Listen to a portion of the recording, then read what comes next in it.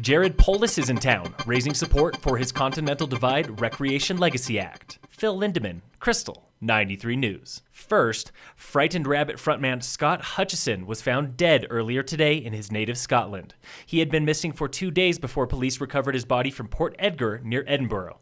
Officials have not released a cause of death yet, but a statement from his family says he had been battling depression.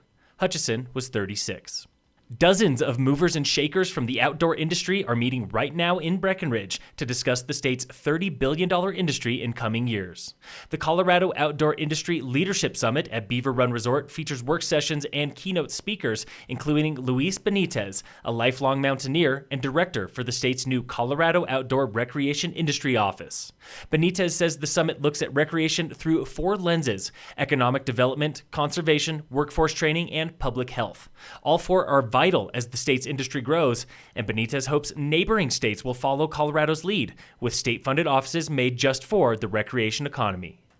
Also at the summit in Breck today is U.S. Congressman and state governor candidate Jared Polis. He's in town to talk about the Continental Divide Recreation, Wilderness, and Legacy Act, a proposal that could create a wilderness area on the 10-mile range, along with other protections for 98,000 acres in Summit and Eagle counties. It simply provides for a designation in law about how they're used, so that we don't have the unpredictability of what a particular president or Department of Agriculture wants to do. The act would also protect Camp Hale, the 10th Mountain Division training site between Red Cliff and Leadville.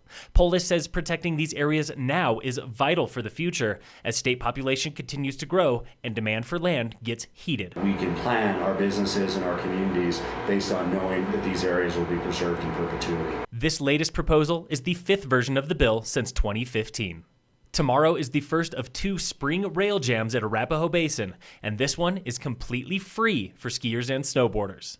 Practice opens at 10 a.m. in Timberline Terrain Park, with snowboard prelims at 11 a.m. and ski prelims at noon. Finals for both start at 1 p.m.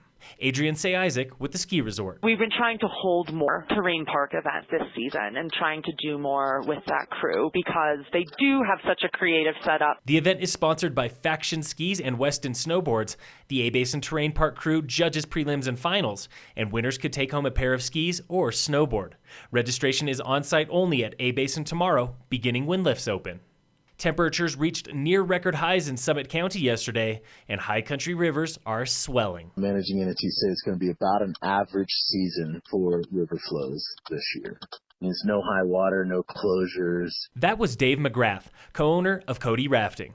How does he feel about a totally average river season? I'll take the middle all year long. Cody, Performance Tours, and AVA Rafting started leading trips on the Arkansas River in late April, nearly a week or 2 earlier than usual. But McGrath and other operators would be happy if the spring melt slowed down. It should cool down just a little bit. Cooler temperatures will definitely prolong our rafting season. Floating on the lower Blue River and 10 Mile Creek is still a few weeks away.